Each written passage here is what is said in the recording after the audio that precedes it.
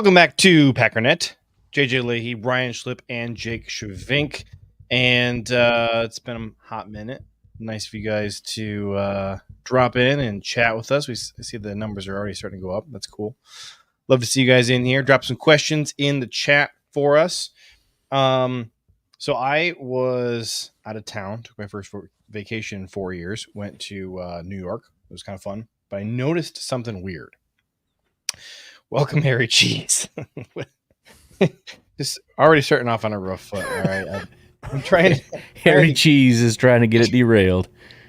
I'm trying to get us through one episode, and I can't even fit. Like immediately, we get Harry Cheese, Chef Kiss on today's podcast. Oh, sweet! I haven't listened to that yet, but good job, Ryan. Thanks. I don't remember what it was about, but I'm glad it was satisfying to somebody. So I grew up in the Midwest. I've lived basically my whole life all of my whole life in Michigan and Ohio.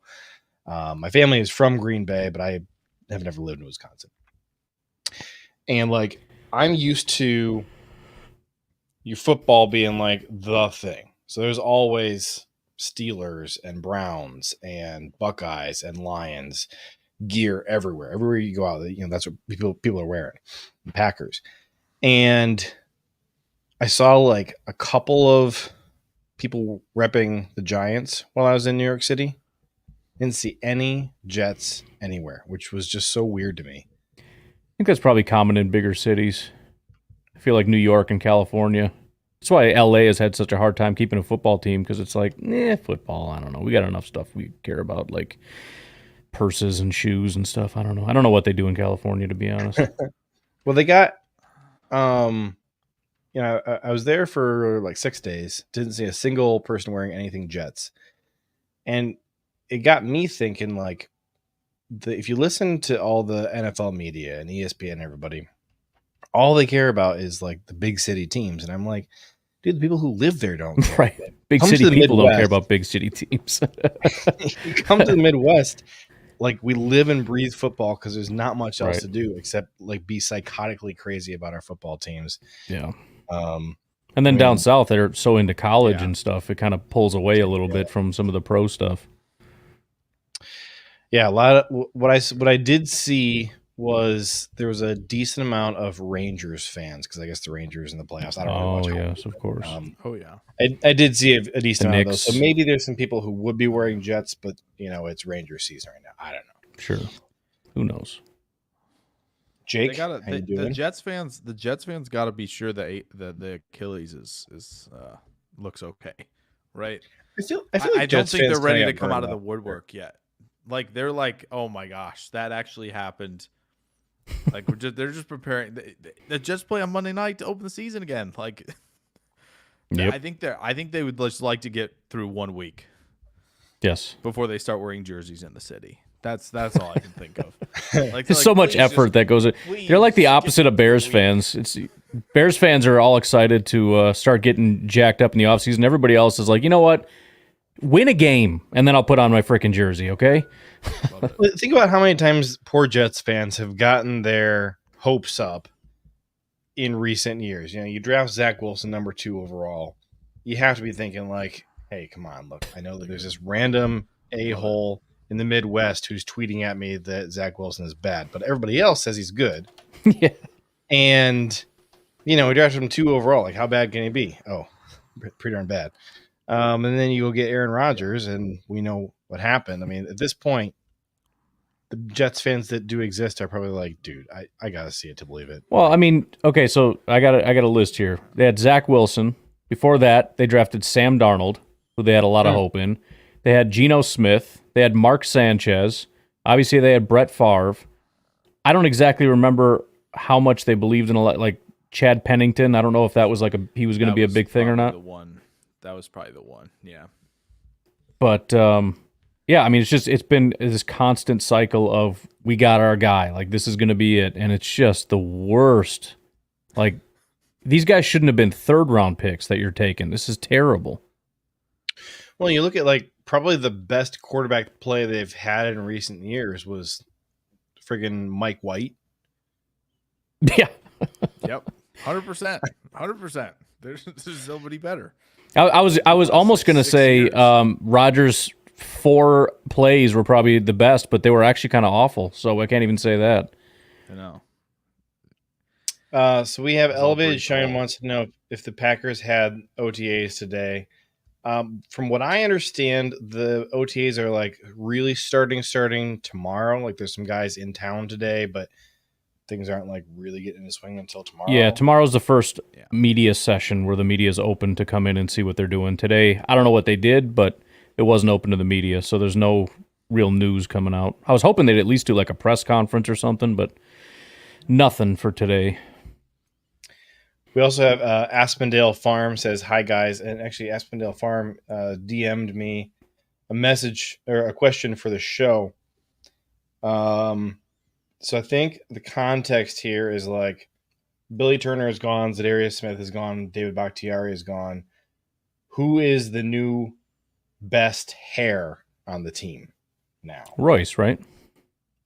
Oh, man. Who's competing with Royce? Sean Ryan, maybe. Yeah. But, yeah, I don't think that's it. Here, we'll... Tucker Kraft needs to go all Clay Matthews. And, I mean, just watch the legend grow even more. Yeah, I mean, that's pretty good. You can't compete with that. Yeah. I'm so sad that didn't work out. I mean, was he a 4th-round pick or a 5th-round pick? I think he was a 4th. So it's like 4th-round pick. He's got the hair. Royce knew it. I thought it was going to work, man. I thought that was the guy. Look, he's still. This is my all-time favorite picture of. That's pretty. Sean Ryan. Yeah, that's the best one. That's the best. Like which photographer hates this man enough that he took that picture and then thought, yeah, I'll post that. All-timer. Yeah, that's the one right there. Man. That's top 10 in Packers history. I don't care what anyone says. It's another guy I'm kind of sad. And we'll see. Maybe he will pan out, but it's like, man, it could have been something beautiful we had. I'm so interested to see how they do their O-line because, like, you know, they kind of did that with the corner thing, right? Where they're like, oh, we kind of believe in our guys. We'll wait till the 7th round. Like, if Jordan Morgan plays tackle, like, there's got to be belief in somebody. Yeah, that's what I was thinking. And I don't know who else other than Ryan they could be thinking of. Right, for sure. Ryan has to have the inside track on the starting job. I mean, yeah. My contention has never been, hey, I don't think that the Packers view him like that. My contention has been, I don't view him like that. Mm-hmm. Yeah. Jake, I don't know if you have the ability to bump your mic just a touch. Sometimes you kind of get lost in the fray. I can't hear you a ton. Let me make sure that here, I cranked him up. Sounded okay. We'll see if that's any better. Should be. Yeah, sounded good. So Christian Watson has been growing his hair out. He probably is not in the lead right now, but I think if he keeps growing it out, he could be in contention. I mean, come on, that ain't bad. No, you can do stuff here. There's options. You know, he's kind of like, what year was it that Devontae looked like this? Was it year 3 for Devontae that his hair looked like that? I don't know. Because he was growing his out for quite a few years. It probably was in his first contract, yeah. And then, you know whose hair I like, actually? Dontavian Wicks has some good hair.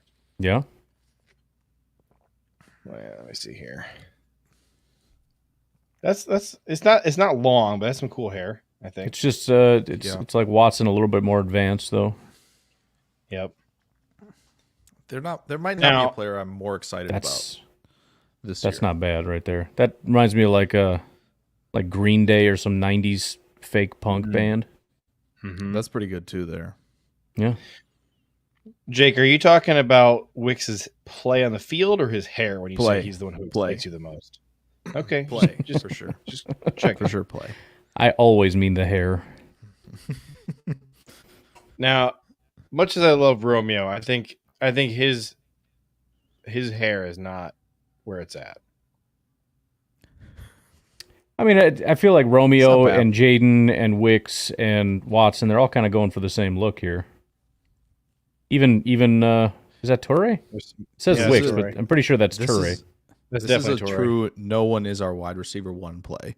I don't think there's more of a play for that than let's all have the same haircut. Like, yeah, could they tell us I didn't even apart? notice until we went through it. I'm like, they're all doing the same thing here.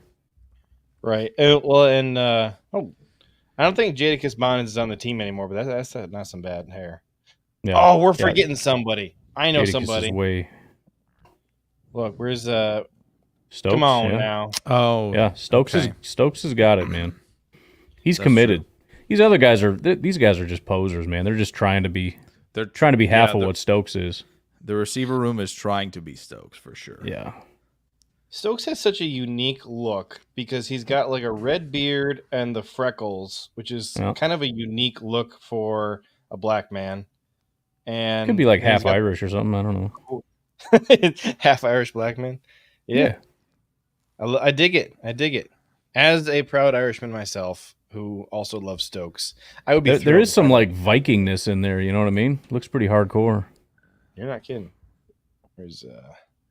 We have reached peak off season here. We are 12 minutes in. Stokes looks like a Viking. The end. No. Jake, you don't even know. You don't even know how peak off season we're getting on this episode. Oh Lord. Oh no. Yeah, that's for everybody in here. Just by the way, Jake and I never have any idea what we're doing. JJ's like, "Oh, I got some stuff cooked up," and I'm just like, "Oh Lord, I'm scared." I just work here. I'm not in the back room. I just work here. I will happily share the context that it always starts with me saying, "What do you guys want to talk about?" and then crickets, and I say, "Well, how about this?" and you guys are like, "Yeah, I guess as long as I don't have to come up with what it's going to be." Listen, the owner in the back that's is fair. I'm just letting people know. So. We're coming in blind. Yeah, I think it's a good thing. I don't want to know. It makes it more fun. I'm just stating that I don't know and I'm scared. That's all. Too old for this. Wants to do a 2022 mock draft. No. That's interesting.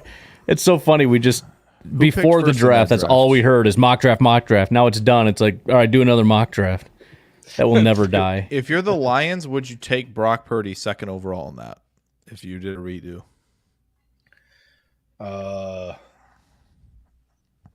Did they have the number 2 pick in 2022? They did, yeah. I don't think so. I think they're pretty happy with Jared Goff. I think there's better players in the 20 draft. I mean, I mean, all things being equal, you take him, but I don't know. I think you're good at quarterback. I'd do something else. I think the Jets are taking him at 4 if the Lions are not taking him. Well yeah. Fine. Yeah. So that's why I asked about the Lions, because it was like their entire defense. Their defense should be terrible except they have Aiden. Yeah. See, but would the Jags take Aiden first? The Jags would take Aiden. Then the Lions are taking Hamilton. Are you going to make me pull up the 2022 draft so I can do this? Yeah. I thought we were moving off this. Here. So we got... listen, Tulfas brought it up. I just thought it was he brought it up. Little thing here. Hey. We're going deep in it. All right. Yeah. All right. Let me... Hamilton is not going 14th, man. The Lions could take Quay Walker at 2. Okay. They could just take an earlier branch in like McDuffie. I thought this was going to be interesting. It's not. No, it's interesting. Let's see. Tool for this says Preston has the best hair. I don't think so, man. Preston does? No, Elton Jenkins has the best hair. Now you guys got me trying to picture people's hair. I can't do it. Preston doesn't have any. Isn't it just pretty generic? Doesn't have hair. I know Elton Jenkins doesn't. Yeah, that's kind of what I was picturing. Just very short, like the top. The second from the top is what you're referring to. No, you shouldn't go there. I don't know. Preston does have some pretty good hair. No, check out that Preston's good hair. That's not bad.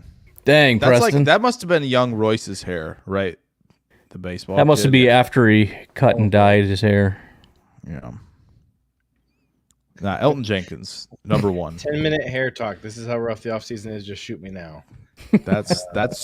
Yeah. That's what I was talking about. We were 12 minutes in. High five on That's the what hair I was discussion. referencing. All right, so far, this is mad. I think it's a 2-way tie between Asphodel. Didn't I pay you people for this? Hair. Can I drop us down to 0? I'm not double paying you people. I don't know. You're the one in charge of that. Well, I heard no. Yeah, objections. I just work here. You can drop Jake's. Don't drop mine. I'm stealing your money right now. By the way, everybody has $0, so JJ, do your spiel. I think this is the good time to reset it, right? Post draft feels like a good time to reset. It's a great time. It's been stacked up for a while. It's getting a little too high, a little too uncomfortable. Let's drop it. Yep. Okay, so I think it's a 2-way tie right now between Aspendale Farm wanting us to talk about dude's hair and then Harry Cheese for being named Harry Cheese. So we almost went down a 2022 mock draft rabbit hole.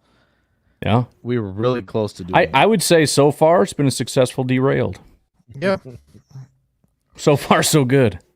All right, so we did get a question about who takes a leap in 2024, and I think we should kind of do this draft style. You guys can draft who you want to talk about as your dude. No. Stop it, Harry Cheese. I'm not putting that on the screen. Stop it. We're going to leave Aspendale Farms comment pinned. I think I played my hand on this, which is unfortunate. Well, we'll have to see where we were doing. I didn't know we were doing this. I played my hand, I think. Okay, here's what we're going to do. Okay. We're going to chat GPT. Okay. And, pick a random order for these 3 names. Ryan, JJ, and Jake. And roll. Random order, Jake, JJ, Ryan. All right, so Jake, Perfect. You have the first pick. We're going to do, we'll start with 2 rounds here. So who takes a leap in 2024? And I'm going to say... I'm taking your guy, I think. I'm taking him. You're legally allowed to do that, so go ahead. Yeah, I'm going to do it, I think. Okay. Is it like elevator pitch? Or are we going a little bit longer than an elevator pitch? I think you go as long as you can make it interesting. Once it starts getting boring, we'll cut you off. Okay. I'll just start making stuff up. Yeah, so the first overall pick, I think, like genuinely has to be Carl Brooks. It has to be, I think, because again, the defensive line room. What are we looking at right now?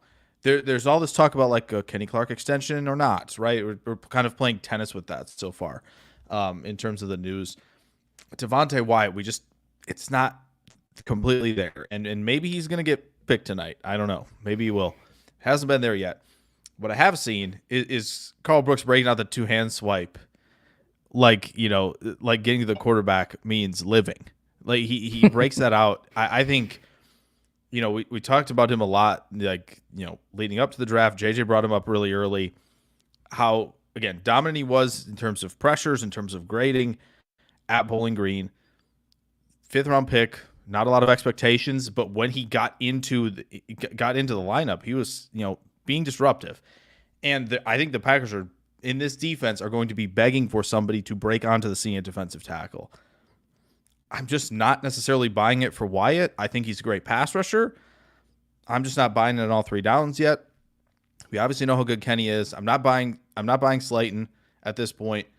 I don't know what position Kobe Wooden's playing. We can speculate on that, I'm sure, another time.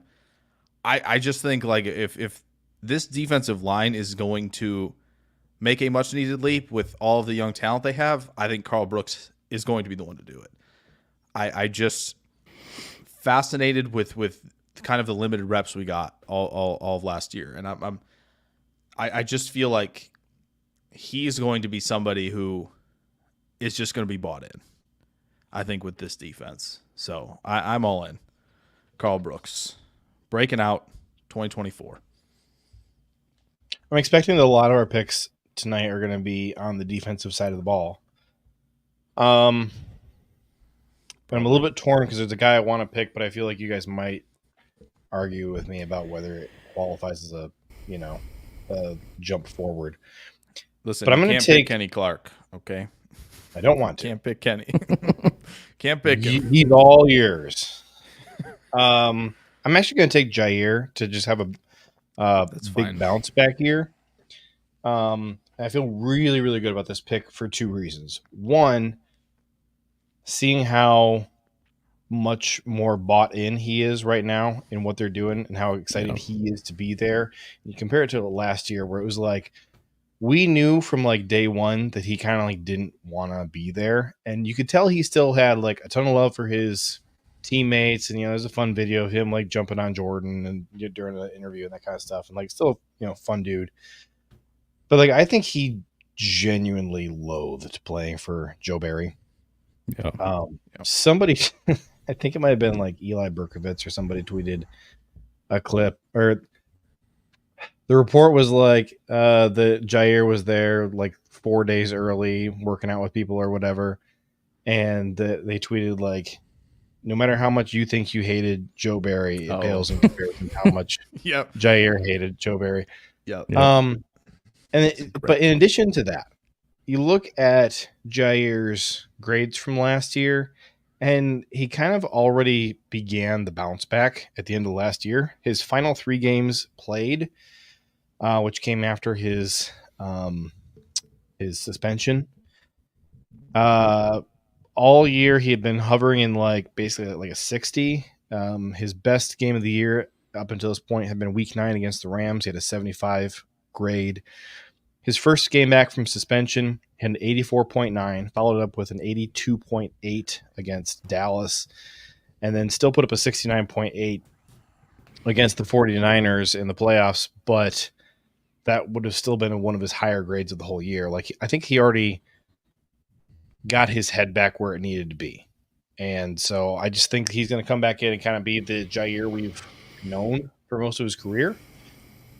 So I feel pretty good about projecting him to have a significantly better year this year than he did last year. Yeah, I think there's a lot of good picks that you could take. First of all, though, Ticket King, lowest ticket prices anywhere in the universe, Wisconsin-based, stationed in Green Bay and Milwaukee. There you go. Thank you, Jake, for the assist. Yeah. So please check out Ticket King. Obviously, we got the schedule out now, so now is the time when people are perusing, looking for tickets and whatnot. I hear, according to the people at Ticket King, they just kind of reached out a little bit. And for some reason, I guess the Colts game, well, I guess it's kind of obvious why, but the Colts game right now, buying up a lot of tickets. So if there's any interest in getting to that game, make sure you get on there and get you some tickets. So anyways, hopefully have a little bit more on that in the coming future. They said they wanted to have a little chat ski about that, again, now that the schedule's open. But all right. I think it's going to be a great game. I do. Oh, yeah. The fabulous one. I'll take. I feel like it would have been the low-hanging fruit, but it fell to me at 3 here. Like 5 low-hanging fruits. I suppose, but I'm going Lucas Van Ness. I don't feel like I need to super elaborate on that. I just think when you look at his ceiling compared to what we got from him, I'm pretty optimistic as far as his ability and whatnot. So I don't know. I'm hopeful. I like what he can do. Definitely need more out of him, but I don't see any reason why in this defense that we won't get more. Interesting enough, too, JJ, on what you were talking about.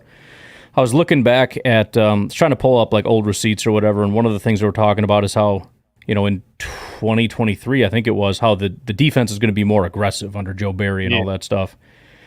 And I was like, yeah, same old talking points or whatever. And I read through it, and what it actually was the players were saying, we want to be more aggressive. We told them we want to be pressed up. We want to play man. We want to do all this kind of stuff.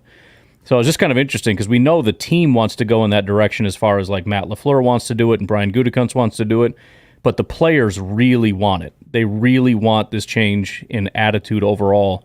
And as much as you can try to get Joe Barry to tweak what he's doing to be kind of that way, it's never really going to be what they want. So, yeah, I think as far as buy-in goes, I think they're really excited about this. Well, it makes sense because it's such a young roster. Who would be opposed to being more aggressive? If anybody, it would be the old farts, and we don't. Right. So, hey, we got a dono from Joseph, Heck yeah, a.k.a. J-Way. It's about Thanks, time J-Way. to Derailed next time we have a long break. Haha, yes, missed you guys. Joseph, I think, sent like 3 messages while we were on break asking. I know that was everything. Please. Yeah. I know he was. I know he was there's tagging no you content, guys. man. He messaged me at one point and said, like, hey, I know you're on vacation, but can you please drop one? And I was like, dude, I am 5 hours into a 13-hour drive. I literally can't. And my baby is screaming in the back seat and she has a poopy diaper. I literally can't. That is such a miserable time. Go live in a person's life. Go live while we're driving. Like, yeah, what's up? Just try to ignore the screaming. Yeah. So yeah. To LVN's thing really quick. Yeah. Once I will say there was like the switch flipped last year. It was like about at the halfway mark where Joe Barry's like, maybe if I get Van Ness back to putting his hand in the dirt, which is what he did at Iowa, I might get better results. And how about it? There were better results. So, like, I think in this defense, he's going to have his hand. I imagine that he's going to have his hand in the dirt a lot more.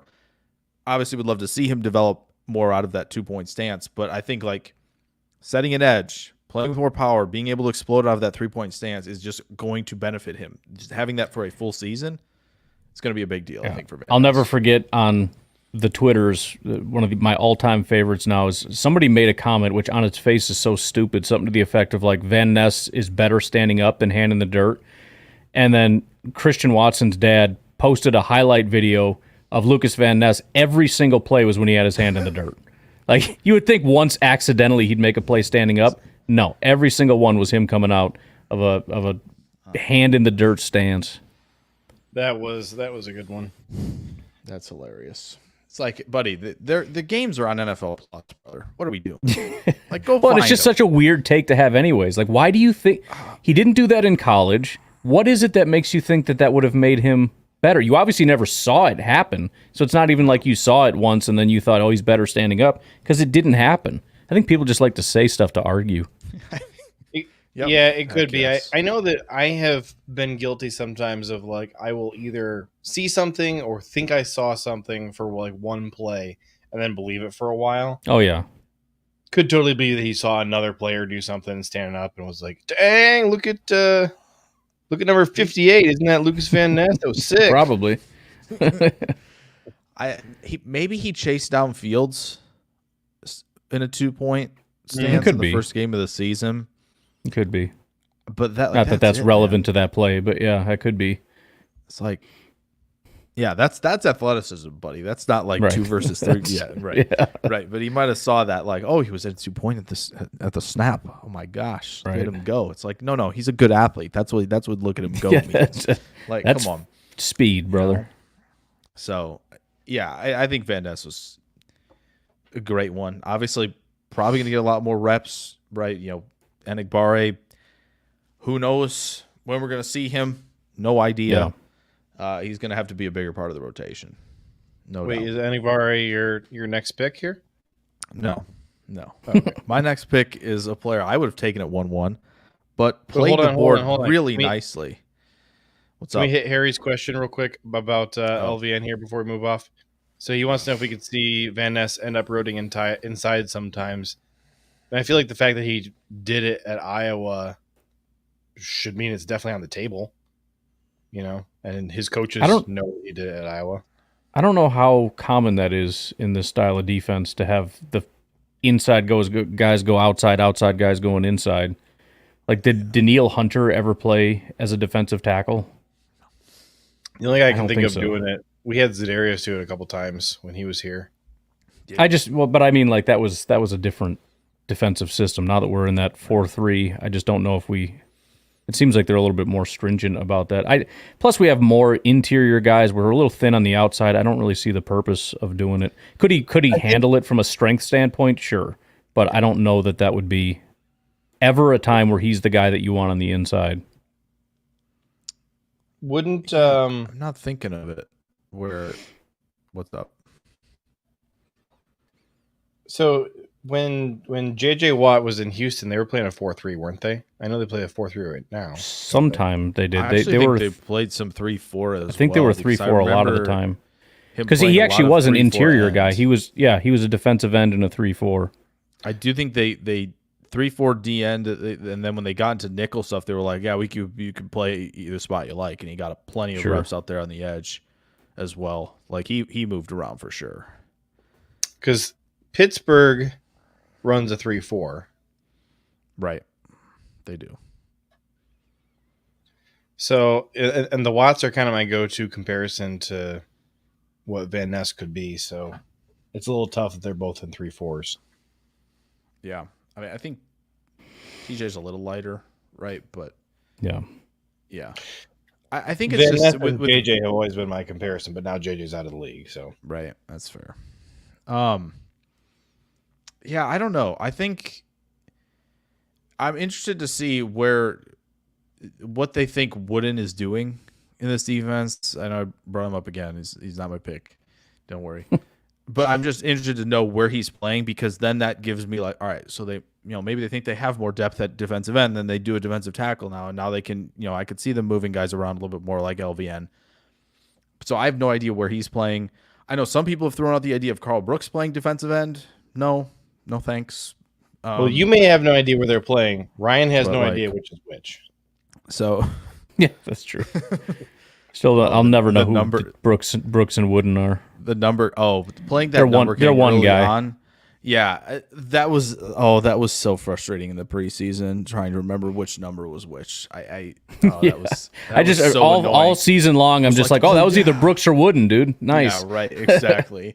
Preseason, I was like, oh yeah, let's go, Carl Brooks, and I look at the numbers, I'm like, oh wait, nope, that's Colby. One of them's got to separate a little bit. One of them needs to be great, one of them needs to be a bust, and then we'll go from there. I'm one of the few people who's never had a hard time keeping them straight, because I was obsessed with Carl Brooks and had never heard of Colby Wooden. So it's always been really easy for me to be like, oh yeah, my guy, and I still don't know who you are.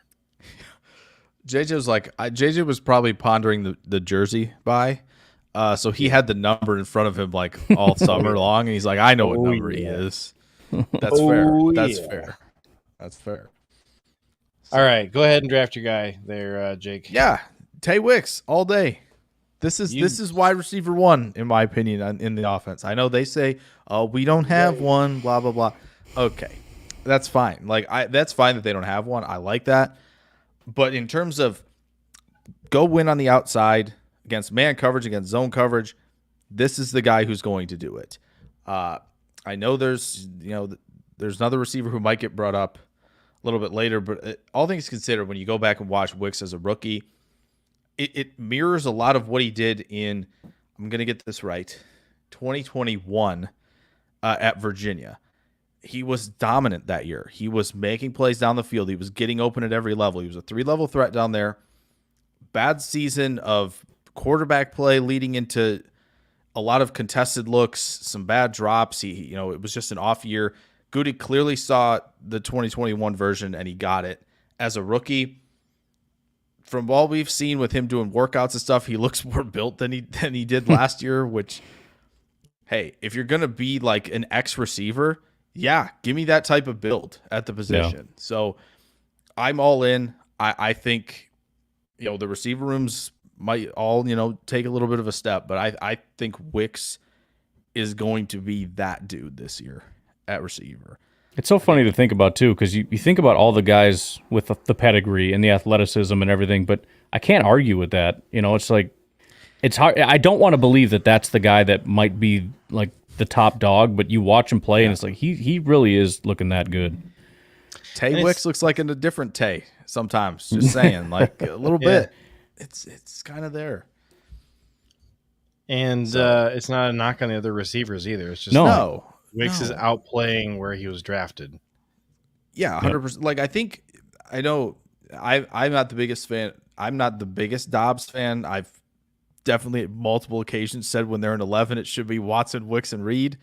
But Dobbs took steps last year for sure as a route runner. There were times as a route runner as a rookie where Dobbs was like thinking about how many steps he was running to this certain routes. And you could just tell he was thinking a little bit more. He played a lot more free last year. I still think Wicks is just there's something about him when he starts cooking, like he just starts to look like 17. And His footwork is so smooth. Like I mean, he's just such a natural player. He makes things look so easy. He's so physical. I mean, he does stuff that's like, oh my Lord, that's impressive. His release off the line is it is Devontae Adams-esque, and it's not just because I spent so many years watching Adams. People all around the league, they watch clips of him and his release, and it's like, oh, I know who that looks like.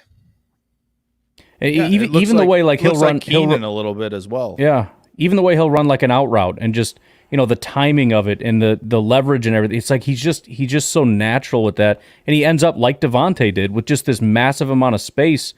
It's like, how do you do that? How do you run this tight little route and you somehow are 3-4 yards away from the guy? Guys who can generate tons of separation on slant routes are my favorite. Yeah, it's like, how do you even do that, buddy? What have you done with your eyes, your right? Like, what are you selling to these corners? I'd probably buy it too. I was very impressed going back through them all in. These were both 5th round picks, right? These were both picks Goody got trading down from 45, right? So just cook, Goody. Just cook, man. Now, did you give any consideration to drafting Toure here? Who? Who's that? I don't know who that is. I think he meant wide receiver 9. I don't know. I'm not sure who that is.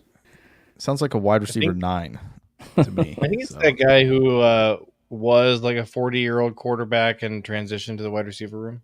I got you. No, he's 8, and then Toure's 9. Oh, I know what you meant. Magoo, right? Yeah. Oh man. So classic. So I'm gonna go. I'm torn between 2 guys. Well, my top 2 guys were my top 2 guys. 100%, yeah. Because there was 2 guys I had off the top of my head. I said one of them, and nobody said my second one yet. So I'm guessing he's. Type your other one in the chat here. So and then if your guy is one of my 2, I'll take my other one because I need to.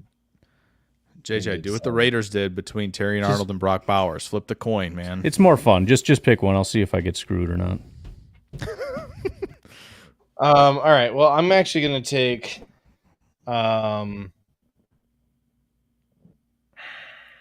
He's thinking about it. I guess I'm gonna go with Elton Jenkins here, and I'm taking him to have a regression to the mean because he was just kind of so awful last year for like no reason. The only reason that you can throw out there that really makes any sense is that like Josh Myers was playing so horrible apparently that he was making both of our guards awful too, which I guess I could kind of buy. And you had Elton in between Rashid, who, well, not even just Rashid, between Rashid / Yash Nyman, depending on what random snap of the drive it happened to be, and then Josh Myers on the other side, who just like the floor fell out of the bottom for him last year. So I just think if you look at the entirety of his career, he's obviously had his peak in 2021 where he was just like through the moon elite, and then outside of that, he's just still has just never been as bad as he was last year. He's always been just like really serviceable, plug and play. Like you just don't have to worry about where you put him. And last year he was absolutely a liability, both in run blocking and pass blocking. You know, he did put together a nice string of games between weeks 7 and 18 where he was pretty darn reliable in pass pro, and that was nice. Yeah. But that's still like, 40% of the season where he was a liability in pass pro, and then he just never got the run blocking figured out to any degree ever. So I'm just taking him to regress back to the mean and just kind of get back to who he's always been. Be like roughly a 70 overall, and I'll take it. I can live with that. If we can get the really super elite version of him, fantastic. And we should at this point finally be fully 100% removed from the ACL tear. Shouldn't be any more health issues there. The that could be cropping up any issues. So that'd be the the only other thing that maybe you would have had any reason to give him give him a pass last year is like, look, you got guys on your right and your left who are making life hard on you, and you're having to kind of cover up for some of their sins or whatever, and maybe your knee still isn't 1,000,000% where it needs to be, whatever. This year it's go time. So yeah, and I had contemplated another offensive lineman that could fall into that category, which is still available at this point, but I'm going to go. Yeah, I'm not doing that. Really quick, Ryan, before you go, to the point. Yeah, I mean, when you're playing, between Josh Myers and a rotating left tackle position that just did not solve itself until late in the year when Rashid kind of caught fire, that is like you said, that is a tough situation to be in. Yeah. Now, that doesn't excuse his play completely, but like it's definitely at least part of it. And just, I think that's there were games where it felt like they literally were going, okay, this is a run play, put Yash in. Okay, now it's a pass play, put Rashid in. Like, what are we doing? Worst kind of tipping you could possibly have.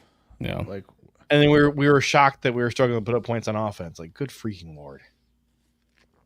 We're just kind of throwing stuff at the wall. So and again, not an all forgiving excuse, but he's also still dealing with some injuries and stuff that have been lingering. So I'm kind of hopeful if we can calm the offensive line down, get him back fully healthy to start the season. Yeah, hopefully we get that bounce back. But I'm going to go with Mr. Luke Musgrave. Dang! Oh wow! All right.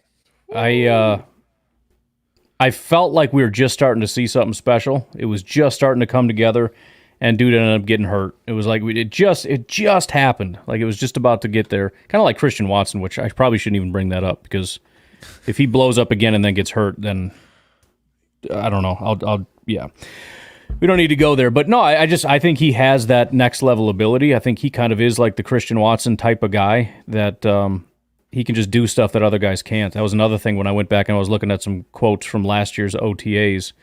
Matt LaFleur is just over the moon, gushing excited about him and his ability, just saying like he can do stuff that guys can't do. He said something to the effect of he can just flat fly and he's a really big target. And obviously, everybody's kind of goofing on him for having weird feet and falling over and everything else. But again, as time went on, it really started to click, and then he went down. And that's when Kraft kind of emerged a little bit. But I think when you get him back healthy, we're going to realize who the top dog is. I think Kraft is a lot more like the Laportas and the McBrides and the Kincaids of the tight end like position in the NFL.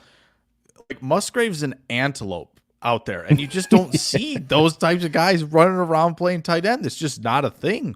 Yeah. So I agree. I agree with LaFleur on that. Like, there's just things like you're not asking. Like, I love Tucker Kraft. You're not asking him to just say, just basically take a linebacker out of the play and just split the safeties.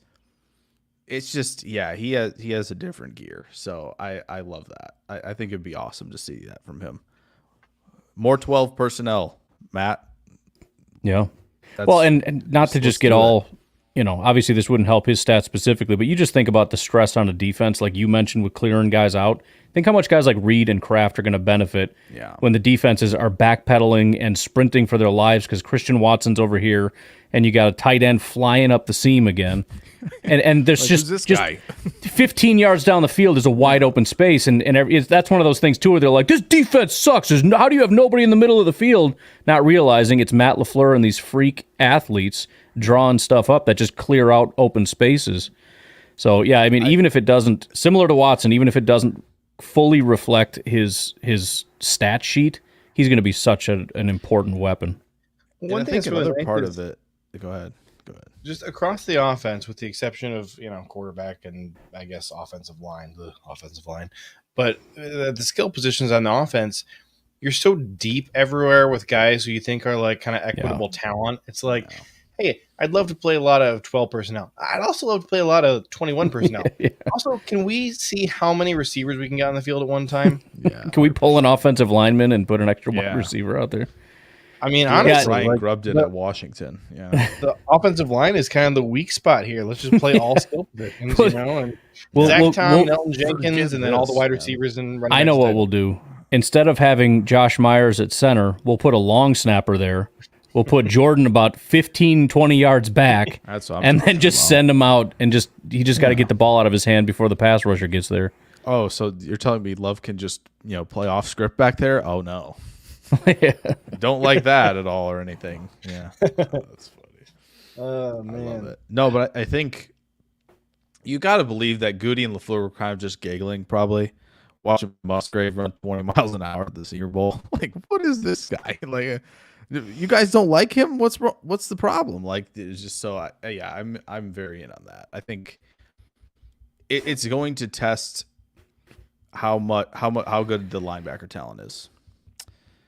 In the NFL when you have Musgrave stay healthy. And I think the other thing is, like, he's quick to the point where, like, if he can just unlock a little more strength, you have some help in the run game there. Like, he's not Kraft. He's not going to bury you. He's not going to, drive your face into the ground, but, like, enough quicks to get good position, hold the line a little bit on some stuff. I think he can do that. So, yeah, I'm in. I like it. You know what, dude? I think we play all of the only good linebackers in the league in the regular season this year. Oh, well. Basically. We're going to find out who's real and who's not. Yeah. Okay? We play the Jets this year? We don't play the Jets this year, do we? No. Okay, well, so that would be like the only team. Maybe we're not going to play maybe at some point. Yeah, you never know. Them and the Let's hope we do. Or Steelers. Ravens. Anyways, all right, so we're starting round 3 here, and I think this time, if you want to drop in a rookie who you think is going to make a big impact, I think that is within the rules now, starting in round 3. And if you want to keep just drafting guys who were on the roster last year who you think are going to make a big leap, you can do that too. Okay. Right, I know where I'm going with like my next 3 picks. I'd love to take a rookie here. I'm not going to. Ryan got me thinking about 12 personnel. I was trying to get you to. No. I was wondering how long it would take you to get your boy in there. Way. I just didn't think I would get Brooks, Wicks, and Kraft on my team here. This is great. This is an all timer right here. I think we're all just happy with our top 3s by the time this is done. I think it just shows you like how much like we're just like, yeah, we'll pick a lot of the second year guys. Like that's how good this draft was last year for Goody. Like we're just gonna pick all the guys entering their second year because they're all that good. Like 2024 could be a really good draft. I find it hard to believe it's gonna surpass 2023 with a lot of if even half the guys deliver on expectations this year. So I'm gonna go Kraft. Boy, we've come a long way since about, that Raider game, I think was probably the last one where it was kind of like, wow, this might be, we're moving quickly here with how bad it's looked when Kraft is on the field we got something here. Like he's found it. It took a little bit of time, FCS to the NFL and he's got it and he's got a little bit of it now. So yeah, while Musgrave can attack down the field, you get Kraft in his sort of angry running style combined with the fact that he's played running back before, right? That's what he, entered college as, have some sweet feet like that, be able to run routes, just be a reliable target for Jordan Love when you have, a lot more of these low percentage throws that he's going to be taking down the field to Watson, to Melton, to Wicks, to Musgrave, to where you have a reliable option. And I know I could have brought up the other guy at receiver who could do this as well. But I just like the fact that Kraft can help you out in the run game, help out these young tackles, which I think might need it. We'll see, depending on, if Morgan is the starter or not, even if Walker is. So to have that help there and also be a reliable threat of the passing game, I think it's hard. It's hard. What's a breakout year? Because if all of these guys take a step, it's like, we're feeding a lot of guys in the passing game. So the numbers aren't going to look good. But I think the play from Kraft could be really, really good this year. Or Jordan's just going to have 52 touchdowns and everybody's numbers are going to. Well, that's I didn't think about that one. Musgrave's last game before he came back week 18, but when he went out for injury, it was week 11. If you look at Tucker Kraft starting in week 13, very shortly after, he was ranked as the 8th highest graded receiving and overall tight end in the NFL. So a switch just absolutely flipped. By the way, didn't even really notice this about Musgrave, but he kind of picked it up week 9. So it was week 9, week 10, and then week 11 he ended up getting injured. But he came back, and his last 3 games, his grades were 76, 93, and 76. And the 2 of those were playoffs. So, like, this dude is ready to frickin'... Sorry to, like, go back to my guy, but I just pulled it up because I wanted to see when he got hurt, and I'm like, I had no idea. Dude, usually guys come back from injury, even veterans, and it's like, it's pretty bad. It's rough. Yeah. He comes back from injury and puts up stupid numbers for 3 straight games, and again, 2 of them in the playoffs. That's crazy. Yeah, and I remember being one of those people who's like, hey, pump the brakes on the Musgrave excitement. Like, right. It'd be cool if he, like, even gets on the field, but, like, he should be in rough shape. Nope. Yeah. Not a problem. Oh, God, I'm getting excited now. Play it. So I'm going to take Rashawn Gary. Shut up, too old for this. Okay. Here's Mr. Jeff Hafley. Too old for this. Did Musgrave take a step with his left foot or his left foot? I had to. Both of you can just shut up. I had to. It was too funny. All right. Sorry, JJ. Hafley was asked about, like, what he wants his defense to do, and he said, you have to get after the quarterback. When you have a chance to get after the quarterback, you just have to. And I think people who are kind of tired of seeing Gary have to kind of hold back and sort of play contain in the run game, and then he's a half step or whole step behind in actually chasing down a quarterback, whatever. I think they're going to have fun seeing him back with his hand in the dirt and just teeing off on a quarterback, and I'm going to be excited to see this man 2 years removed from a freaking ACL tear. People always forget this. They always forget.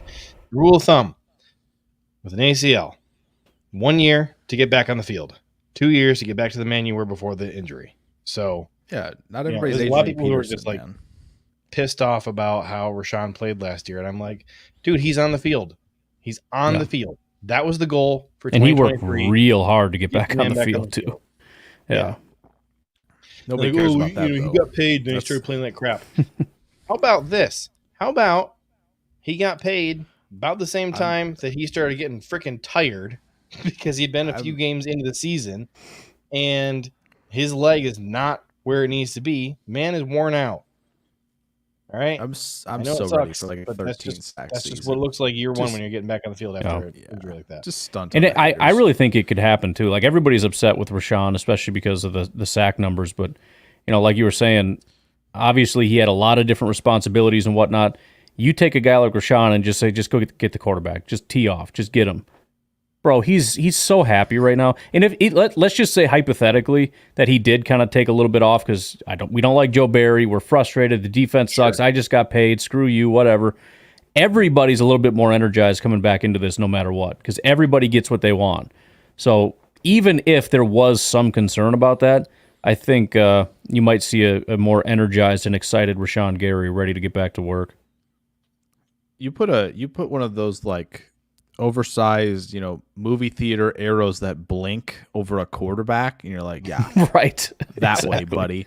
I'm pretty sure we're in good hands there. Well, and it's funny because we have so many guys now because we keep saying that about everybody, but it's like, well, that's one of the benefits. I mean, it was a negative at the time, but that's one of the benefits of Gutekunst has like never drafted a guy that could run defend to save his life. Every defensive tackle he gets is a pure pass rusher. Yep. And now we get this new defense in here where it's like, don't worry about that. Linebackers will clean that up. You just get the quarterback. It's like, I'd love to just pretend Goody was a genius, but I think maybe his mistakes are kind of paying off in a big way right now with this defense. Gosh, even when Goody does things wrong, he's right. Like, I know, right? This is insane. Even when he's stupid, he's a genius. I love it. Yeah, too old for this, bro. I kind of snuck that in there. I don't know if it was heard, but yeah, not everybody's come back Adrian Peterson style. Like, that's not. We started to make that the expectation. Yeah. And that got out of hand. Well, I mean, look at David Bakhtiari. We thought the guy was going to play like week 1. Exactly. He didn't play the entire year or the next year or the year at Yeah. And I have ranted about this too many times, but I'm going to do it again because it still makes me this mad. We bring back Elton Jenkins after his ACL tear, and what do we do right off the bat? Put a freaking right tackle. He hasn't played it for us before. Yeah. He should be inside playing in a phone box where he doesn't have all this extra strain on his leg, let alone let's put him on the right side. Come on, dude. like this was doomed from the start. And that's the other thing. It was so frustrating. And it leads me, into the Eric Stokes thing again too. Of the dude was rehabbing and relearning how to walk back in January, February, and then in August, September, the coaches are talking about he'll be ready to play, and I'm like, hey, can we pump the brakes on this? And people are like, dude, no, why would you be doubting his ability to get back on the field? And I'm like, yeah, and the fan mentality beyond that is, well, then if he can't play, we should cut him. We should trade him. He's got to go. If you can't be on the field, you got to go. Okay, all right. And it's annoying, too, because that standard only applies to some people. Aaron Jones was injury prone. Nobody said anything about it. Nobody cared that Aaron Jones had injury issues, and he almost never finished. I mean, the guy played half the season last year, and everybody threw a fit that we didn't re-sign him. But certain guys... for half a season. Right, he played half a game for half of the games that we played because he's on a snap count every year because he's a smaller guy with injury issues. But we don't care because he's Aaron Jones and we've put him into the godlike status. I'm not trying to disparage him, but maybe have some of that same kind of courtesy to other people that have had a couple injury issues. And some of these guys, it's been a year or it's been 2 years or whatever. Relax. Yeah. Relax. Give it time. They're still young football players. They can go on to have very long, successful careers. I think it's a combination of they see one person, they see one athlete come back quickly, and they're like, well, everybody should do it. Everybody should be come back that quickly. That and or they see one bad scenario where a guy doesn't come back, and they're like, oh, he's never coming back. It's going to be every game. It's like, oh, my Lord. Oh, we're playing the extremes? Really? Right. I'm shocked. Color me surprised there. Yeah. No, but that's the other thing. It's some people, you stub your toe, you're out for, 8 to 12 hours, right? You're complaining about these athletes not coming back from, tearing up their knees. Right. How are you coming back from tearing up your knee? Huh? How you doing? No, it's month 15. It hurts. It's yeah, really interesting. My feet hurt. I need to sit. I think the way people have You're always complaining about walking 12 hours at Disney World, and these guys are, just sprinting, sprinting down the field, right, getting into car crashes, a bunch of times a game, tearing up their knees. But you're mad about them not getting back on. I better not hear it. I better not. The man rehab. All right, he's in pain. Yeah.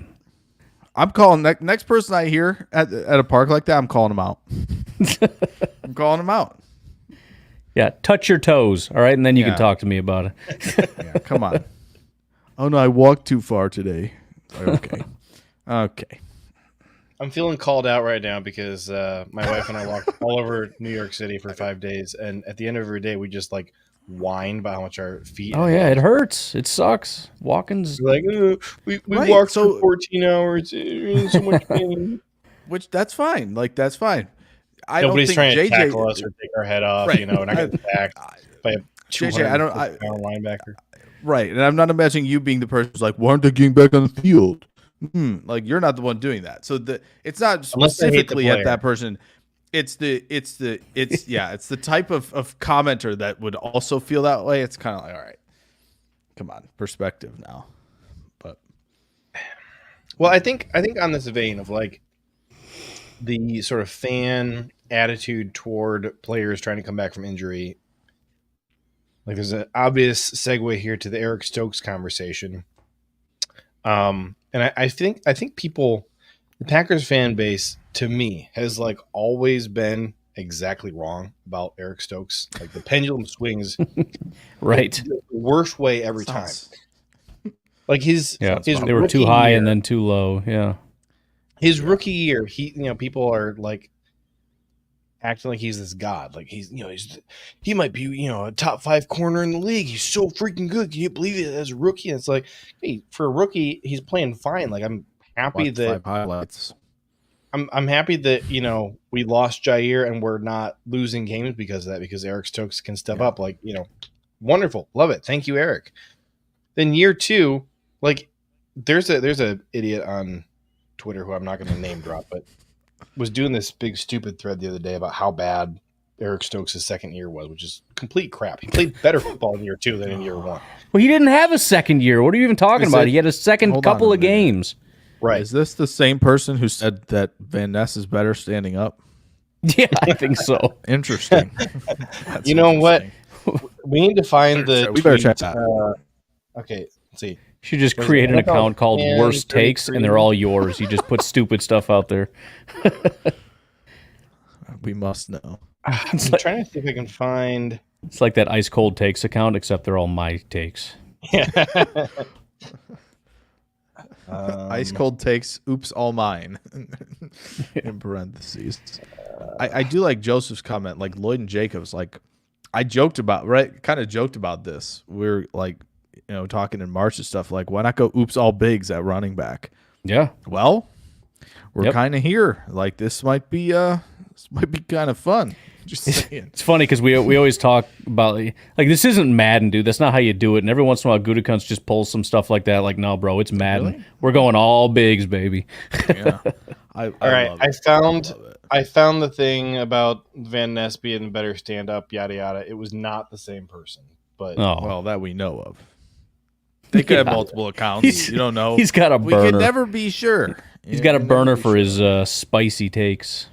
Yeah. I did notice though. I went and clicked on the account of the guy who it was you who Tazim was talking to, and I noticed that I have muted this profile. So this guy has said other dumb stuff before. Oh, so it's not Brian.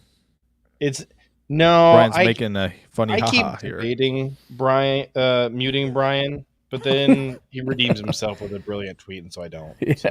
Dang it! I can't pass up on that. Oh yeah, Stokes. So Stokes' second year, he plays better football than he did in year 1, and then misses most of the year because of a horrific injury where they won't put it on TV because it's like too horrifying to watch. And then he has to go and do physical therapy to learn how to walk again, allegedly. And you got idiots on social media saying, "Oh, he's injury prone." Like, dude, that's not even what that means, dude. That isn't. So then, for some reason, we rush him back on the field again, and people are like, "Oh, look at that. He sucks. I'm out. Cut him. We need to trade him. Like, this is terrible." I'm like, it is a miracle that he's walking, and I want to smack his position coach for putting him back on the field right now, because he should not be on the field. He needs to be doing rehab stuff and still learning. Like, what in the world makes us think that this man is ready to play football again, that his speed is back where it needs to be, that his leg is, not compromised still? And then, oh, look at this. Wow, he plays like 2 games and then has another injury. Who could have predicted that he was going to get hurt again when we're like, hey, here, hand me your crutch, and then I'll hold it for you while you go out there and play down a football. Go cover this punt return or whatever. So I'm just I guess I'll take Stokes as my guy to bounce back this year. Did you take Gary or did you take Stokes? I'm taking both because we're still. I was like, wait a minute, it's still you picked and then you picked. Yeah, but I'm hosting this week, so I get to take both of them. I make the rule. Okay. I'm taking Stokes because I'm kind of fired up about him right now. And, we're doing Snake now. We're snaking in the middle of the round. What? It's like Uno. He pulled a reverse card. It's like when Michael Scott halfway through the White Elephant is like, let's play Yankee Swap. Yeah, right. Oh. All right. I got an idea. Go ahead and you can take Stokes now. It's fine. No. JJ just doesn't have a 4th round pick now. That's what it is. Yeah. You can have both, but. So how are we doing the rookie thing? Just somebody we think's going to make an impact? Because obviously it's not technically a jump. Ryan's going to take somebody you think is going to make a significant... I'm contemplating. I mean, there's another one that I really like. But I'm actually... Yeah. If you've got a rookie, I think you should take him because I'm really curious to hear how you think a rookie is going to... Well, I guess there is a really obvious one. I think there's a one that I think makes a lot of sense. But I'm not... Now I'm going to let it... I just brought it up. We're on the same page, but... We have to all be thinking of the same rookie. I can't. There can't be a second rookie that we're... No, I'm gonna disappoint everybody. I hate you. Wait, no, he's gonna take the guy. I think Ryan and I are on the same. There page. We go. Okay. Now, I think Jake. Ryan and I are on the same page. I'm almost positive. I think JJ's on a different page than Ryan and I are. I think we'll see. Well, I just said it. Well, you did? Yeah. Who was it? I didn't. You were muted. We couldn't hear you. Who was it? No, what I'm saying is I'm going to disappoint everybody because I'm not going to take a rookie. I'm going to take Devontae Wyatt. Oh. Okay. I see. Okay. Defensible. I like it. Hold on. Yeah, I mean, we've kind of talked about... What's up? I removed the hater while you talk about Devontae Wyatt. Oh. Come back in when we're talking about a player he approves of. I mean, it's kind of the only reason I didn't really want to talk about it is because it's the same thing we've talked about with everybody else. I mean, I think the go get the quarterback thing is going to benefit him. I think, honestly, maybe more than anybody else. Obviously, it's going to benefit Rashawn and probably Kenny because I think he's just a significantly better pass rusher. But Devontae Wyatt is, I think, an underrated pass rusher and just abysmal run defender. So this is perfect for him. So I'm just excited to just cut that freaking guy loose and let him kill people. And Jake is just excited to just cut that freaking guy and then leave the rest of the sentence. I didn't know he hated Devontae Wyatt. Now I know. Jake, am I back on? You're you're here. Oh. I was looking at... I was like giving us some weird looks right now. Like I don't know what's about to happen. I didn't know when I was allowed back in. No, I thought Ryan and I were on the same page. That's why I was disappointed. I just brought it up very casually. Why it makes sense. And then I thought about it and I'm like, I'm not going to do it. But then there was so much pressure to get a rookie. Everybody's taking bets on what I'm about to say. I think I want to take a rookie, but I could also stick my neck out.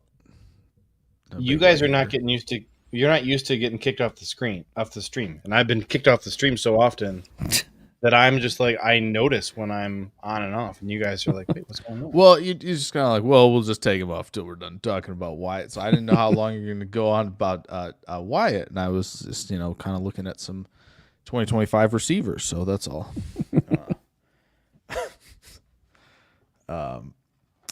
He's trying to find his Roma Doomsday of, his weekend neighbors of 2025. Oh yeah.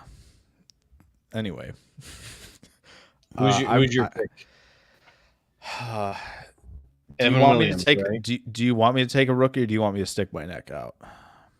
Well, I'm not taking any rookies. So the more rookies you draft, that's the more veterans that I have to choose from. I feel like hot take, stick your neck out would be more interesting here. Do it. I'm gonna stick my neck out for this guy. I'm gonna do it, and it's what it may come around and slap me in the face again. That's fine. I think my first 3 picks have a good enough body of work there to do this. Sean Ryan. I'm terrified. Oh, Let's Sean go. Ryan. Okay. Sean Ryan, sticking the neck out for this one. I think it's gonna happen. This is a good pick because he really doesn't have to accomplish very much. Yeah. to significantly over, it's a borderline safe pick. All right. I'll stick my neck out. He gets 3 games graded over 80. Really?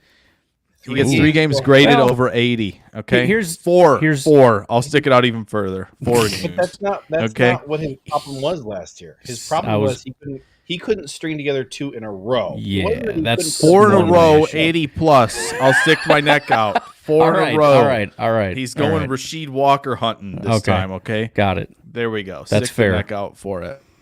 If Sean Ryan, we should have saved that for a bold prediction show. Darn it. Oh well. Had to do it. So I just think last year Sean Ryan had 3 games in the 80s in pass blocking and 1 at 75. But the games in between those, you ready for this? You ready for this, Jake? 40, 75.9, 0.0, 82.6, 30, 81.7, 34.8. You know what they say? Find a guy who keeps you guessing, right? They say that, I think, right? Somebody Sean Ryan keeps us guessing out there. Okay, some people like that. I think those women who have a hard time finding a good guy say that. Well, that could be. I'm not saying who's saying it. I know someone. Says I heard somebody it, say it for sure. Yeah, somebody definitely said that one time. No, if Sean I do think string together 3 games in a row that are all 60, I'll be my jaw will drop. I'll be so happy. 3 in a row, 75 plus. We'll take it right there. I'm calling it. Boom. No, but I think we should do a bold prediction. How right guard is? We should. You can just clip this and bring it to that. I think. But no, I'm interested to see what right guard is going to look like competition wise. Is Jordan Morgan going to get a chance over there? I have no idea. I think he at least should. Right. I think they should at least be trying this as they can to see.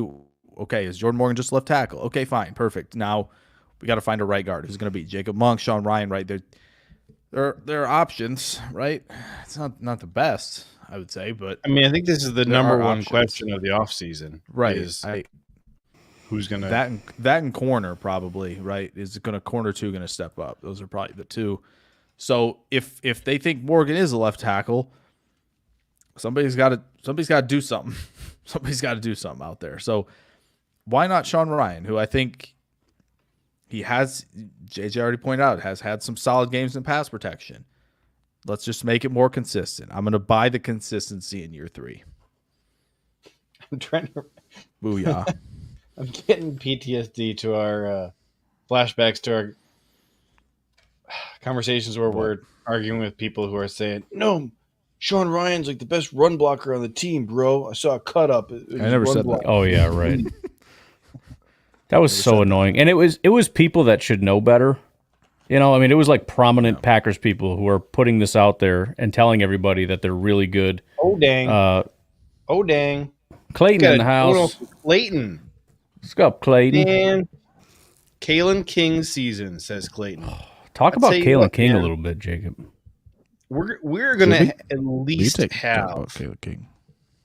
a Kalen King game in the preseason that's going to have us talking about for sure how he's going to fit in the defense. Yeah. And I mean, I don't think that Kalen King is going to get an early opportunity on the defense, but man, they're like just thin enough. He's going to get opportunities throughout the season, probably early on. Probably in the first month, he's going to play some meaningful snaps on defense for the Packers. If he can step up, man, and I know that we have Kalen King's biggest hater. Here it is. This is Kalen King's biggest hater, Brian Maffey. What are you talking about, Bukowski? What? I'm gonna put your other comment. I think that was the Sean Ryan thing. Anyway, but this feels very Valentine-esque, right, from last year. Kind of very similar thing where it's like, oh, so that you're telling me the corner room didn't get a whole lot deeper. They just added one guy late who has some pedigree, who played well in 2022. Yep. The mind starts firing in a lot of different ways, right? Oh, is he the next Valentine? Oh, is he a Wicks or a Jaden Reed who had just had a bad year, right? And you start to the gears start turning, and you start talking yourself into a guy who went very late in the draft. Like those guys always break out. But Goody's on a hot streak right now, so you never know. I think with Kalen King, I think what you notice with King is his best reps are when he gets hands-on early and often. Yes. Once that happens, we're good. He can play. He can make sure prevent stacks. He can get on top, play like dominant technique almost at the catch point, and that's where he's making his plays. That's where he's getting PBUs. That's where he's picking the ball off. So if he gets hands-on early, we're in great shape.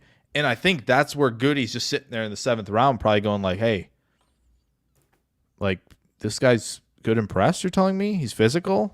Isn't this Jeff, tell me, is that what we need? Yeah, we need that, right? And he clearly was worth at least a 7th round pick, and he was such a late 7th. Like it was a no brainer to take him. I think he should have gone earlier. And I think the proper way to view Kalen King right now is like you shouldn't, as a fan, I don't think you should have any expectations for Kalen King. No, right? Probably but not. If he pulls a Carrington Valentine and plays well, you also should not be at all surprised. Like, sure, no, we know that it is in there. Brian Maffey has a 10 trillion tweet long thread of, hey, here's all the reasons why Kalen probably doesn't have it for the NFL, and that's fine. You know, I'm totally acknowledge that his 2023 season was really just not there. But I think he's got the physical tools, and I think that it seems like he is coming into this with the right attitude, attacking the offseason. He's got a chip on his shoulder. If he works hard, he's going to get opportunities. He just has to make the most of those opportunities and play well, and there is absolutely room for him to step up and make a career out of this. Yeah. So I'm all here for the Kalen King's success. Like I said, I don't think that fans should have expectations of him doing great things, but you also should not be at all surprised if he does deliver, because we've seen that he has it. Well, he belongs in Green Bay too. I'll say that. I mean, he fits the Bullard, Williams, Oladapo mold. You know, the Green Bay Packers trying to get more physical, trying to, you know, again, get hands on guys, playing some press, playing physical football. That's him in a nutshell. I mean, he's I would almost say he's a little too physical. He's a very grabby and but he makes it work. Yeah. He can be real slick and subtle about it, where it's like, I think that was a penalty, but I don't know, and it looked really good. And then there's also the hitting guys out of bounds stuff. But all together, it's like, this guy needs to be here. I mean, he just fits. It's what we're looking. Yeah. I don't know if he's ever going to be a great football player or not, but he's going to contribute to the culture. And I think he could, if he's going to thrive somewhere, I think it could be here, and I'm excited to see what he can do. I think him coming downhill like a heat-seeking missile on special teams is something he'd be willing to do as well. Sure. Like you see him from off coverage on a lot of the screen game just being utterly disruptive. And I think the biggest thing with him is, we already kind of mentioned it, right? It was just, and to your point on you know, him playing physical and subtle about it, Joey Porter Jr. was doing the same thing over there. So clearly Penn State, their coaching staff did a nice job of like, all right, here's what you can get away with. Here's how to do it. And they were doing it, and both of those guys were doing it at a very high level in 22. With King, it was just kind of like, okay, he can, once he's mirroring off the line of scrimmage. He's mirroring the release, and then you get hands on. Mm-hmm. And we're in really good shape. The problem is when he's like trying to play more soft press, and they were giving him that option, and where it's kind of like, all right, he's opening the gate too early. He just doesn't maybe have the agility for this. He doesn't have the speed for this. If we could give Kalen King the speed of Eric Stokes, we don't have a problem here. We don't, because then he can be overly patient, right? Because he knows he's very aware, at least he's self-aware of the fact that, like, okay, I'm going to get beat down the field sometimes because I don't have the speed that some of these guys have. And because of that, now you're seeing a guy who's like, okay, if there's any threat of any vertical pressure, I have to open up, because otherwise I'm going to get beat down the field. And that's the problem in that soft press look, because now he has no control over anything. Exactly. And when he's playing defensive in that, that's what 2023 was, so much so. And it's like, you just look at 22 and you're like, he's getting hands on guys, he's playing, you know, close to the line, he's disruptive. You just cannot have him in looks where he has to almost guess to be in the right spot and guess that, like, guy's not going to try to run vertical route behind me. That's the issue. So yeah, if we could give him the speed of Eric Stokes, first off, this would not be a 7th round pick, right? But like, that would be really, really helpful. So it's going to come down to like technique for King. The technique has to be really, really good, for him to hang on the outside. It's not saying he can't do it, but that's what it's going to take for him. And the obvious benefit is that's what Hafley wants to do. He wants to set you up so you're not guessing. But the problem is you can't be in press man all the time. Like, sometimes you're going to have to be in those looks, and now you're exposed, and that's when it gets a little bit scary. And it is funny, because that was sort of my thought, is a lot of times it's like, I don't think he had the physical or the physical tools to handle that. But he had that slight little grab, so it looked really pretty. So it's like, I don't know whether to give you credit for that or to look at that and say, you suck too much to do that naturally, and so I shouldn't like you. But I mean, it's just like super slick, tight coverage. So it's like, I don't know. I guess good job. I don't really know what to think. There's a lot to like about him, but yeah, I think at the end of the day, you look at him and go, I don't know if you can be good enough. Like, I mean, to be that technically perfect, to be that limited and thrive in the NFL would be my question, but I guess we'll find out. Yeah. So Brian, it's tough. Brian suggesting the Packers should draft Kalen King's brother next year, and I forget what his name is, like Kobe King or something like that. But he's a linebacker at Penn State, pretty decent. Oh yeah, I remember hearing about that. I was probably in what's his name's draft guide. Brugler, yeah.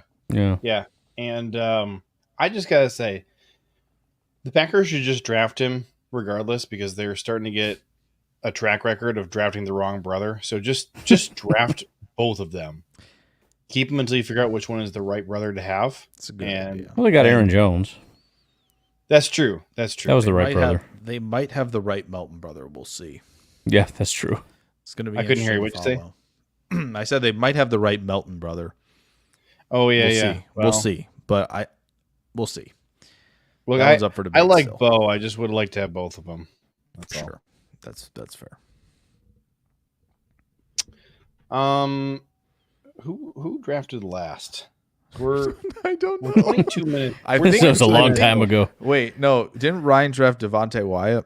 I think I did. Yeah, that might have been. No, I drafted Sean Ryan. I drafted Sean Ryan. Wow, I forgot I picked a guy. Goodness sakes, Clayton drafted Kalen King, so I think so. Yeah, he's one of those teams that traded away all their early picks, and then his first pick of the board was in the 4th round. Yeah, he picked early a lot last year, and so it was kind of like that was your Stokes pick, wasn't it, JJ? He traded that pick to you, right, to move up last year. There you go. That's it. That's it. That's how I got my Eric Stokes pick, because he traded up for JJ McCarthy and Dallas Turner last year, and so now he doesn't have any picks this year until the 4th round. So you just better hope that JJ McCarthy and Dallas Turner actually pay out. Yeah. All right. So Ryan was the last one, which does complete a round. And we're 23 minutes over. Oh, it was you? I picked Ryan. I picked Sean Ryan. You said I had to skip my round this one. So Ryan, you got one more. All right. You got one more. Close us out here. All right. Well, I feel like we got to do a rookie since we talked about it, because nobody's done it. The problem is I don't know what rookie to do. And it always I know. I wouldn't take him, but I'm putting my rookie pick in the private chat. This is the only. All right, I won't look, but we'll save it. We'll save it for after. So I'm being pulled in a direction. I like Edgerrin Cooper a lot. I'm excited about what Marshawn Lloyd can do. Jordan Morgan is probably the right pick, but I'm going to go with Javon Bullard. Yes. I don't exactly know why. I'm excited to see what he's going to be able to do next to Xavier McKinney. I like the supporting cast around him. I like the fact that, when you've got a guy like McKinney next to you, it kind of frees up what you're going to be able to do. I feel like he's in a good spot to just, as a rookie, be a solid impact player. And a guy that's not talked about as much, right? Oladapo, for whatever reason, gets a ton of hype. Morgan is talked about constantly. Marshawn Lloyd is always talked about. Edgerrin Cooper. Bullard, I feel like, is kind of getting pushed to the side a little bit. But I think he's going to be a good football player this year. People talk about Oladapo a lot. I'm trying to think who hypes up Oladapo. I had to. Why would people be doing that? I don't know. I do think you're right. Like, this is, I think we might have talked about this. I didn't check the private chat.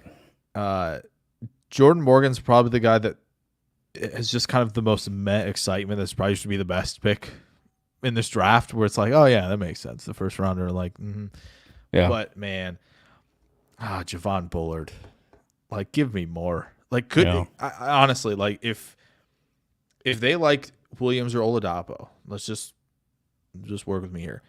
Could Bullard, like, take Nixon's spot at nickel? No. Could he just outright take it?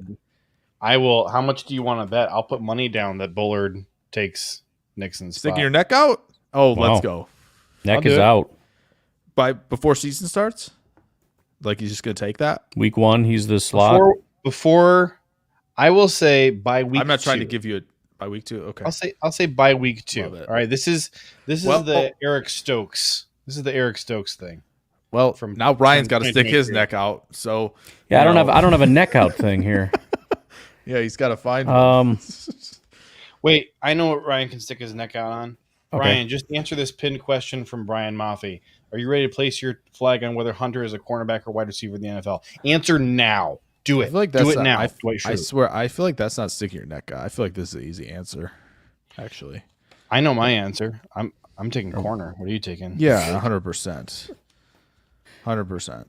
He'll be like he'll get like a couple snaps on offense for fun because he's Travis Hunter, but he's a corner. His eyes in zone coverage are stupendous, man. Like just he can play corner entire time. No problem with that. Corner's looking good next year though. So Ryan, I was passed on that. So you could figure out what you're gonna stick your neck out on. Yeah. All right, I'm working on it. You actually distracted me on this for a while, and I'm like, there's no way you're asking me this. I don't care at all about freaking Travis Hunter or whatever his name is. Oh man. I don't know why I'm being pulled toward the running backs. I don't really have a hot take, but I feel like there's one sitting there. I don't think Lloyd is going to overtake Jacobs, so I can't do that. Yeah, that would be sticking your neck out. Holy yeah, cow. And it's giraffe level right there. I don't think I want to go the other way either, although that's more realistic. But it makes me sad that they're going to kind of give him the rookie treatment, and Dylan's going to be the number 2. But I could absolutely see that being a thing. Oh no. Yeah. Ooh, I know. Actually, I don't have an answer yet, but I know what I'm going to gun for. Well, although, so Rodgers isn't here anymore, and they're not doing the stupid like all-in crap. Oh.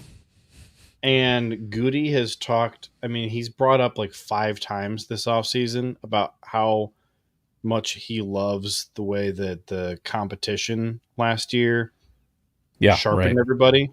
Yeah. So. Yeah, they had no choice but to throw everybody in there, and it worked to their benefit. Maybe they'll learn something from that. Yeah. All right. It almost seemed like it was like a revelatory thing for him. Here's my neck out thing. He's seen the light. May or may not be very interesting. I'm gonna say, and I have nothing against the guy. I think he's solid. But since I liked this guy prior to this draft, I think Michael Pratt. Hey. How far do I want to take this? Michael Pratt. I don't know. I don't know. Let's just say this. Michael Pratt will perform better than Sean Clifford in the preseason. That's what I'll say. Okay. Oh, come on. I don't know. It's tough because Sean Clifford, the whole thing is he's a super genius, so they're going to want him holding the clipboard.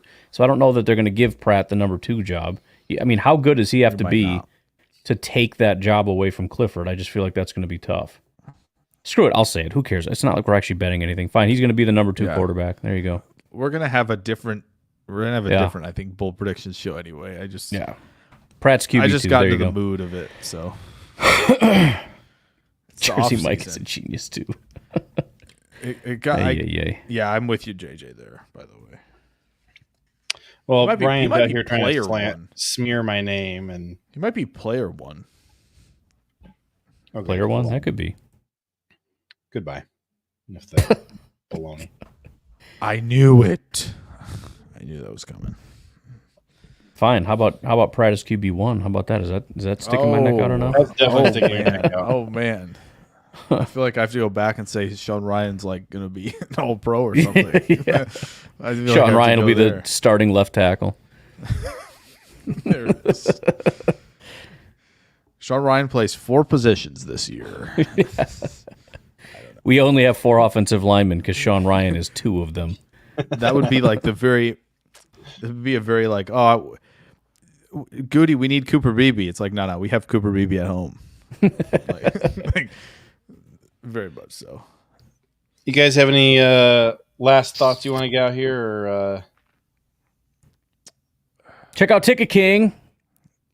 You can choose some tickets. That's my thought. I'm not in the top right anymore, but it's up here, way up here now. Oh, hold on. There we go. There it is. Yeah. Wait, I want to do it too. Okay. Everybody gets a chance. Oh, goodness. Alrighty. In the words of the late, great Mr. David Wallace, go Pack go.